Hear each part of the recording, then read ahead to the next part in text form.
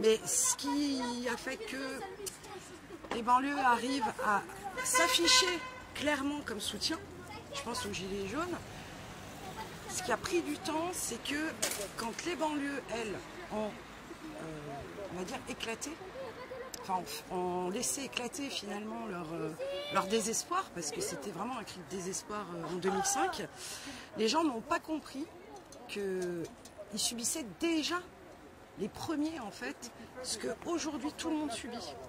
Parce qu'on sait très bien que c'est toujours en fait les plus fragiles dans une société qui ramassent en premier.